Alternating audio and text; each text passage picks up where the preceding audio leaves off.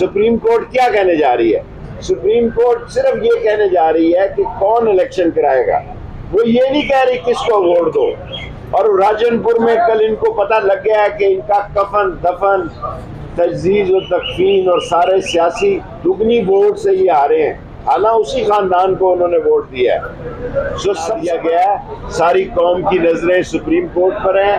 इंशाअल्लाह इन शोरों के खिलाफ यहीं से सबूत भी निकलेंगे, इनके ताबूत भी निकलेंगे और जमहूरियत की लहर, आवाज और अच्छी फजा भी यहाँ से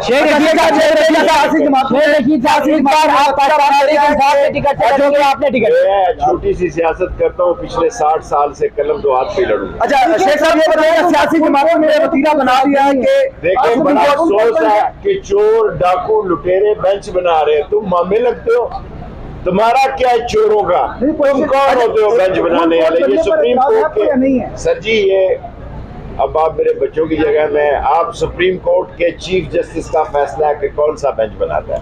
ये चोर लुटेरे और डाकू ये कहेंगे कि ये बेंच बनाओ कि क्योंकि ये हमारे फलाना हमारा रिश्तेदार है।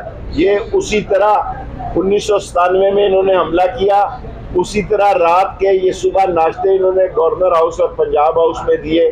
इसी तरह ये जजों को तकसीम करना चाहते हैं। इन्होंने मुल्क का सत्यानाश कर दिया। इन्होंने मुल्क को इस वक्त मौत के, गरीब आदमी के लिए इन्होंने मौत का समा। अच्छा शेख साहब जी सर, माजी जिनको आप डाकू कह रहे हैं, माजी में आप लोगों ने भी साथ दिया। किसी डाकू का मैंने साथ नहीं दिया। जहां तक मैं रहा, सच्चाई के साथ रहा। 16 वजारतों में अगर कोई केस निकले तो सबसे पहले हाजिर हूँ, सिवाय एक में रमजान की 27वीं को जाता हूँ और वो जाऊंगा, वरना पाकिस्तान में हूँ, जेल में ससुराल हुआ है, जब फिर चला जाऊँ। बात चल रही है कि असम्बली जो है दोबारा मेरा भाई है, सियासत उसकी अपनी है। शेख साहब, ये भी बात चल रही है कि अगर असम्बली दोबारा बहाल होती है सुप्रीम कोर्ट के आर्डर पे, तो उस हवाले से आप क्या समझते हैं कि कैसा? मैं तो समझता हूँ इलेक्शन होने चाहिए, नहीं बहाल होनी चाहिए। दूसरा, दो बंदों को जरूर अदालत बुलाए, एक मरियम नवाज को और एक जनरल बाजवा को। क्यों दोनों को बुलाया जाए कि दोनों कह चुके हुए हैं कि हम ऑडियोज बनाते हैं, हम वीडियोस बनाते हैं। आपको याद होगा मरियम नवाज ने प्रेस कॉन्फ्रेंस की और एक वीडियो चलाई साकिब निसार और जस्टिस शमीम वाली, और जो बाद में फेक निकली और उसके ऊपर कुछ नहीं हुआ।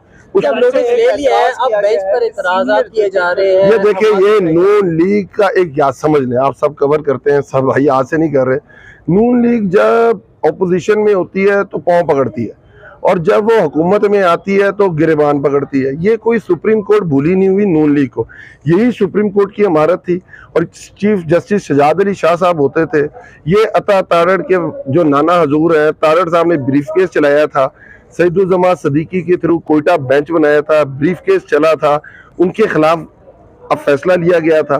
और जब वो उससे भी बाज नहीं आए तो हमला किया गया सुप्रीम कोर्ट के ऊपर। ये वही शहबाज शरीफ वजीर आजम जो मलिक कयूम के साथ फोन पे पकड़े गए, जो बेनजीर के खिलाफ इन्होंने कहा और सैफुर रहमान के खिलाफ कहा कि इनके खिलाफ फैसले दिए जाएं, और उनके खिलाफ फैसले आए। तो ये आपके सामने है, इनकी हिस्ट्री बड़ी हुई है इदारों को तबाह करने की, इनकी हिस्ट्री खड़ी हुई है। पाकिस्तान के जितने आईनी इदारे हैं, जब इनको लगता है कि इनका जो टेन्योर है या इनके हराम की जो दौलत है उसके ऊपर हाथ पड़ने लगा है, तो ये जजेस के ऊपर डायरेक्ट अटैक करना शुरू हो जाते हैं।